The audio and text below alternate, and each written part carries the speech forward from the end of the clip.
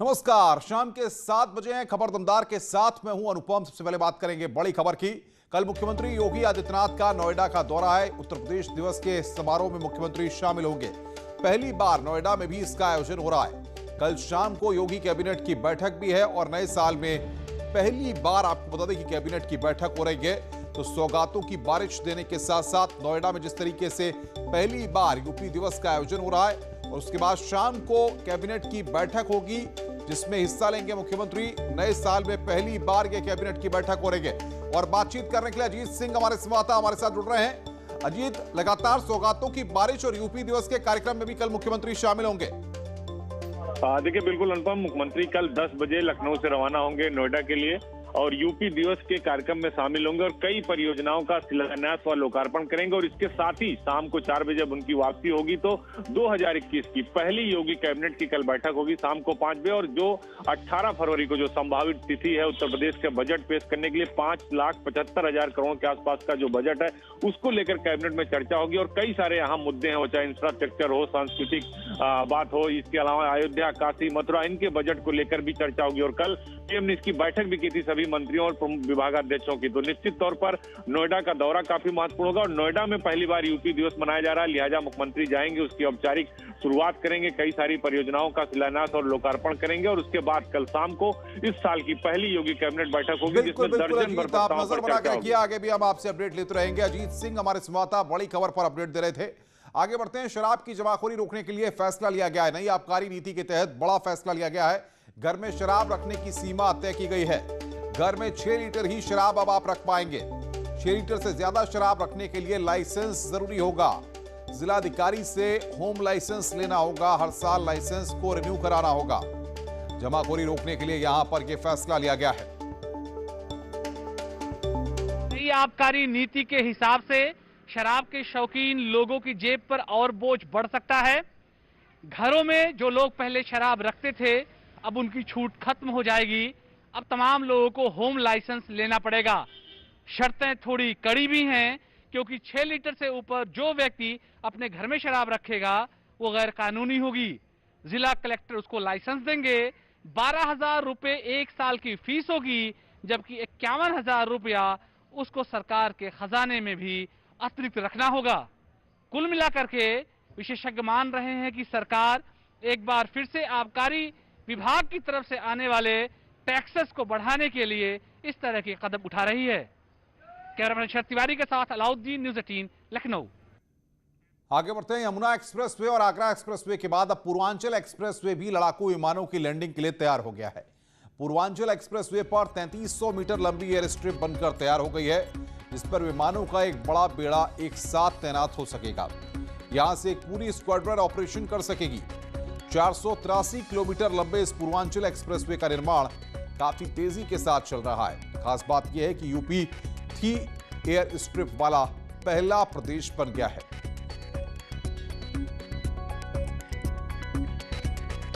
Purvanchal expressway की air strip जो कूड़ेभार में है वो भी उसका भी काम अब पूरा हो गया है। ये 3,300 मीटर लंबी एयर स्ट्रिप है और हमारी 6 लेन एक्सप्रेसवे की चौड़ाई में है। तो ये दूसरी एयर स्ट्रिप है जो प्रदेश में एक्सप्रेसवे पर बनाई गई है। इस पर भी हर श्रेणी का जहाज जो है उतारा जा सकता है। एयरफोर्स से अब हम लोग रिक्वेस्ट करेंगे कि वो जल्दी ही, उन्होंने भी सहमति दी है कि जल्दी ही इस पर जो है जहाज उतार कर इसकी टेस्टिंग भी की जाएगी। और जहाज अकेले फाइटर एयरप्लेन्स नहीं, जो हैवी ड्यूटी एयरप्लेन्स होते हैं, मालवाहक जहाज होते हैं, उनको भी उतारने की व्यवस्था की जाएगी। आगे बढ़ते हैं। टीम इंडिया के विस्फोटक बल्लेबाज शिखर धवन की मुश्किलें बढ़ सकती हैं। शिखर धवन ने एक पोस्ट किया था जिसमें वो वाराणसी दौरे के दौरान एक प्रवासी पक्षी को दाना खिला रहे थे। इस पोस्ट ने अब तूल पकड़ लिया है। दरअसल वाराणसी में जिला प्रशासन ने बर्ड फ्लू की वजह से पक्षियों को दाना खिलाने पर रोक लगाई हुई है। इसी को लेकर जिला प्रशासन अब नाव संचालक से पूछताछ भी करेगा जिस नाव पर शिखर धवन सवार थे।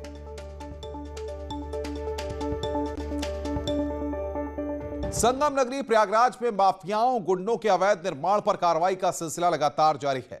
पीडीए की टीम ने आज धूमनगंज इलाके में अतीक अहमद गिरोह के गुर्गे सद्दाम और अकरम के अवैध निर्माण पर कार्रवाई की और बुलडोजर चलाकर उसे जमींदोज कर दिया। पीडीए अधिकारियों के मुताबिक इसका नक्शा पास नहीं कराया गया था। सद्दाम और अकरम के खिलाफ प्रयागराज के अलग अलग थानों में लगभग 2 दर्जन मामले दर्ज हैं। दोनों अतीक अहमद के गुर्गे हैं। प्रयागराज के प्रॉपर्टी डीलर जैद को अगवा करने के मामले में भी सद्दाम आरोपी है।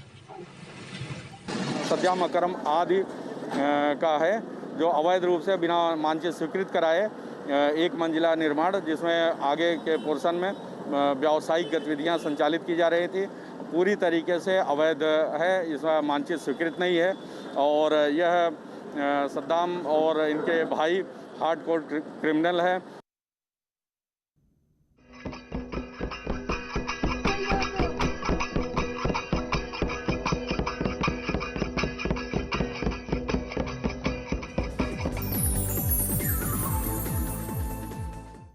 और अब बात आपके उत्तर प्रदेश की, जो कि 71 साल का हो गया है। यूपी दिवस के मौके पर आज सीएम योगी ने प्रदेश को कई बड़ी सौगात दी है। सीएम योगी ने प्रतियोगी परीक्षाओं में बैठने वाले छात्रों के लिए मुफ्त कोचिंग देने का ऐलान किया। उन्होंने कहा कि प्रदेश की 18 कमिश्नरी में सबसे पहले ये सुविधा दी जाएगी। इसके अलावा मुख्यमंत्री योगी आदित्यनाथ ने कहा कि उत्तर प्रदेश अब आत्मनिर्भर बन रहा है, क्योंकि दूसरे राज्य भी अब उत्तर प्रदेश मॉडल अपना रहे हैं। सीएम ने बहादुर बेटियों को लक्ष्मीबाई अवार्ड भी दिए। इसके बाद सीएम योगी ने यूपी दिवस में लगाई गई प्रदर्शनी का भी मुआयना किया। वीरता, साहस और बल का प्रतीक ये प्रतिमा और पुरस्कार राशि।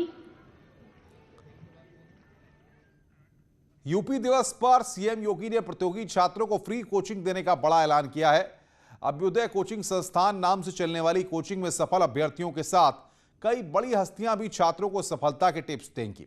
इससे गरीब छात्रों का बड़ा फायदा होगा। साथ ही हर जिले से मेधावी छात्रों का चयन किया जाएगा। अपने घर के पास रहकर ही छात्र प्रतियोगी परीक्षाओं के लिए बेहतर कोचिंग पूरी तरह से निःशुल्क पढ़ सकेंगे। यूपी दिवस पर युवाओं को यह सौगात मिलेगी। प्रतिभा को आगे बढ़ाने का बीड़ा अब सरकार ने उठाया है। मेधावी छात्रों को सरकार फ्री कोचिंग देगी। अफसर बनने की तैयारी सरकार कराएगी। गरीब छात्रों को इससे बड़ा फायदा पहुंचेगा। आईएएस, आईपीएस और पीसीएस अधिकारी इसमें जाकर के बाकायदा क्लास भी लेंगे। मंडल स्तर पर खुलेंगे ये अभ्युदय कोचिंग सेंटर।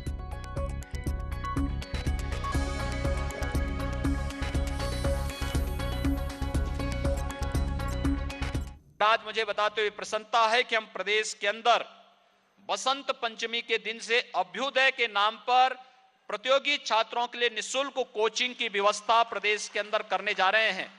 और ये प्रतियोगी परीक्षाएं पहले चरण में 18 कमिश्नरी हेडक्वार्टर पर हम लोग करेंगे, जहां पे फिजिकली भी और वर्चुअली भी। आप देखना, देश की कोचिंग की सबसे अच्छी ये योजना लागू होने वाली है, जिसमें हमारे अधिकारीगण भी उन्हें अपना समय देंगे और साथ साथ वहां पर हर एक जगह हम उस फील्ड के एक्सपर्ट को भी तैनात करने जा रहे हैं। बिना किसी अतिरिक्त इंफ्रास्ट्रक्चर के हमारे विश्वविद्यालय, महाविद्यालय या गवर्नमेंट कॉलेजेस जितने हैं, इनके इंफ्रास्ट्रक्चर का इस्तेमाल करते हुए हम लोग एक पैनल प्रत्येक जगह स्थापित बना रहे हैं। और वह पैनल वहां पे फिजिकली भी और वर्चुअली भी उनके क्लासेस लेने का कार्य करेंगे। उसके सिलेक्शन की प्रक्रिया हम बहुत शीघ्र प्रारंभ करने जा रहे हैं। अभ्युदय के नाम पर प्रतियोगी परीक्षाओं के लिए, चाहे कोई बालक नीट की परीक्षा के लिए, आईआईटी जेईई के लिए, या फिर एनडीए सीडीएस के लिए, या फिर यूपीएससी की किसी भी परीक्षा की तैयारी कर रहा होगा, उसको वहां पे मार्गदर्शन करने, उसका उचित गाइडेंस के लिए ये कोचिंग सेंटर प्रदेश सरकार की तरफ से प्रदेश के युवाओं को एक नई उड़ान की तैयारी के साथ आगे बढ़ाने के लिए प्रोत्साहित करेगी। उत्तर प्रदेश दिवस पहली बार लखनऊ के साथ साथ नोएडा में भी मनाया जा रहा है। नोएडा सेक्टर 33 के शिल्पहाट में आयोजित यूपी दिवस 24 जनवरी से 26 जनवरी तक चलेगा। मुख्यमंत्री योगी आदित्यनाथ कल सोमवार को करीब 12 बजे नोएडा पहुंचेंगे और 2 बजे तक वहां पर रहेंगे। शिल्पहाट में पूरे उत्तर प्रदेश को एक छत के नीचे दिखाने की कोशिश की गई है। साथ ही उत्तर प्रदेश के 75 जिलों के एक जिला, एक उत्पाद को भी दिखाया गया है। कन्नौज का इत्र हो या मथुरा का पेड़ा या फिर बनारस की साड़ी, गोरखपुर की मिट्टी के बर्तन, हाथरस का हींग हो, प्रयागराज के अचार, सब के सब लोगों के आकर्षण का केंद्र बने हैं। भारी संख्या में यहां पर लोग आ रहे हैं, उत्तर प्रदेश की संस्कृति, सभ्यता को देख रहे हैं। और सबसे अच्छी बात है कि यूपी दिवस के मौके पर शिल्पहाट में ग्रामीण अंचल को भी दर्शाया गया है। क्या घूमने आए के लोग काफी उत्साहित भी हैं और वहीं स्टॉल लगाने वाले लोग मुख्यमंत्री को धन्यवाद दे रहे हैं। फोर्ट के अंदर आ गया हूँ जहाँ पर उत्तर प्रदेश दिवस मनाया जा रहा है। आप देख सकते हैं कि नोएडा प्राधिकरण विकास यात्रा और तस्वीरों के माध्यम से जो है जो नोएडा है उसको दिखाया गया है। यहाँ पे आप देख सकते हैं कि किस तरह से दिन प्रतिदिन नोएडा का डेवलपमेंट हो रहा है, इसको बताने की यहाँ पे कोशिश की गई है तस्वीरों के माध्यम से। साथ ही आप सामने देखिए Noida metro rail corporation limited pride station. Sir ये जो हमारा प्राइड स्टेशन है ये हमारी NMRC ने, ठीक है, हम ट्रांसजेंडर लोगों के लिए बनाया गया जिसमें ट्रांसजेंडर लोग वर्क करते हैं। सिर्फ ट्रांसजेंडर ही रहते हैं यहाँ पे? नहीं सर, ऐसा नहीं है कि एक्चुअली क्या है कि अभी स्टार्टिंग है तो इसमें क्या है 2 हाउसकीपिंग है और 4 लोग टॉम ऑपरेटर्स के लिए हैं। बिल्कुल। तो अभी 6 पीपल्स हैं रेम्बो प्राइड स्टेशन पे। अभी औरों के लिए हम लोग पहल कर रहे हैं, औरों को इंक्रीज कर रहे हैं कि वो भी इस काम में आए आगे। तो प्राइड स्टेशन की खासियत यह है कि यहाँ पे ट्रांसजेंडर काम कर रहे हैं और उनकी जो सामाजिक प्रतिष्ठा है, मान सम्मान है, उसके बारे में जो है उनके मान सम्मान को बनाए रखा जाए और एक मैसेज देने की पॉजिटिव मैसेज। आगे बढ़ते हैं। काशी के लोकगीत कलाकारों ने भी यूपी दिवस मनाया। वाराणसी के दशाश्वमेध घाट पर गंगा की लहरों पर यहां कजरी, ठुमरी और भोजपुरी गीतों के जरिए उत्तर प्रदेश की गाथा को पेश किया गया।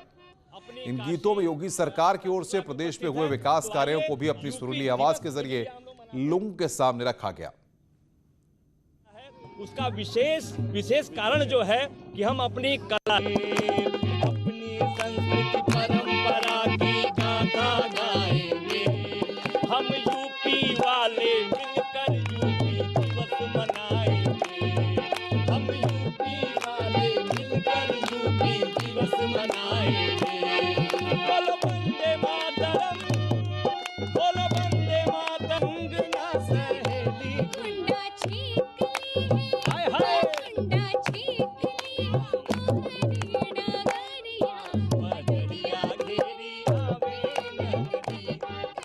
आगे बढ़ते हैं। पीएम मोदी ने गणतंत्र दिवस के 2 दिन पहले एनसीसी कैडेट्स और उन सभी कलाकारों से मुलाकात की जो लोग राजपथ पर परेड में शामिल होंगे। उन्होंने कहा कि भले ही कोरोना संकट की वजह से हमें कुछ सावधानी बरतनी पड़ रही है, लेकिन आप लोगों के उत्साह और जोश में कोई कमी नहीं दिख रही। पीएम मोदी के सामने एनसीसी कैडेट्स ने परेड की, वहीं बाकी कलाकारों ने लोकनृत्य से वहां मौजूद लोगों का मन मोह लिया। इसके साथ ही पीएम के सामने महाराष्ट्र के प्रमुख खेल मलखंब का प्रदर्शन किया गया। युवाओं का प्रदर्शन देखकर पीएम मोदी ने ताली बजाकर कलाकारों का हौसला बढ़ाया। इस कार्यक्रम में रक्षा मंत्री राजनाथ सिंह और खेल मंत्री किरण रिजिजू भी मौजूद रहे। भारत यानी राज्य अनेक, राष्ट्र एक। भारत यानी समाज अनेक, भाव एक। भारत यानी पंथ अनेक, लक्ष्य एक। भारत यानी रिवाज अनेक, मूल्य एक। भारत यानी भाषाएं अनेक, अभिव्यक्ति एक। भारत यानी रंग अनेक, तिरंगा एक। अगर एक पंक्ति में कहें तो भारत में रास्ते भले ही अलग अलग हैं, लेकिन गंतव्य एक ही है, मंजिल एक ही है, और ये मंजिल है एक भारत श्रेष्ठ भारत।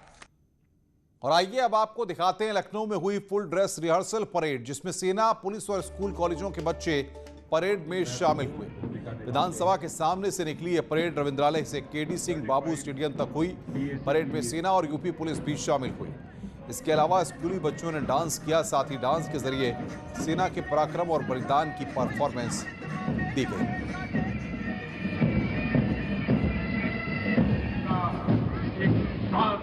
जज्बा है, उत्साह है, जोश है, उमंग है और आगे बढ़ते हैं। आज दिल्ली से मऊ जिले के लिए रेलवे ने एक ट्रेन चलाई है। रेल मंत्री पीयूष गोयल ने ट्वीट करके कहा कि उत्तर प्रदेश विधान परिषद सदस्य ए.के. शर्मा जी के आग्रह पर रेलवे ने नई ट्रेन का संचालन शुरू किया। कोविड टीकाकरण के शुरू होने के साथ ही इस ट्रेन के चलने से क्षेत्र के नागरिकों को सुविधा होगी और आर्थिक गतिविधियों में तेजी आएगी। आपको बता दें कि पूर्व नौकरशाह ए.के. शर्मा ने हाल ही में बीजेपी ज्वाइन की और उत्तर प्रदेश से बीजेपी के एमएलसी बने। उन्होंने गुजरात में 15 साल तक पीएम मोदी के साथ काम किया है। तो रेल मंत्री पीयूष गोयल ने ट्वीट करके इस बात की जानकारी दी कि मऊ से दिल्ली के लिए स्पेशल ट्रेन चलाई गई है। ये ट्वीट भी हम आपकी स्क्रीन पर आपको दिखा रहे हैं। उत्तर प्रदेश के एमएलसी के शर्मा जी के आग्रह पर रेलवे ने आज दिल्ली से उत्तर प्रदेश के मऊ के लिए विशेष ट्रेन का संचालन शुरू किया है। रेल मंत्री पीयूष गोयल ने आज इस बात की जानकारी दी। आपको बता दें कि के शर्मा प्रशासनिक सेवा में रहे, उसके बाद वहां पर प्रशासनिक सेवा को छोड़कर वो उत्तर प्रदेश में आए हैं और उत्तर प्रदेश से एमएलसी बने हैं। उत्तर प्रदेश को एक नई ट्रेन की सौगात मिली और इससे मऊ वासी काफी उत्साहित भी हैं, क्योंकि जिस तरीके से मऊ से दिल्ली आने के लिए दिक्कत का सामना करना पड़ता था, अब यहां पर एक स्पेशल ट्रेन की सौगात मऊ वासियों को मिली है। आगे बढ़ते हैं। नवनिर्वाचित बीजेपी एमएलसी और पूर्व आईएएस के शर्मा आज मिर्जापुर पहुंचे, जहां उन्होंने विंध्याचल धाम जाकर मां विंध्यवासिनी के चरणों में माथा टेका और दर्शन पूजन कर मां का आशीर्वाद लिया। खबरें और भी हैं।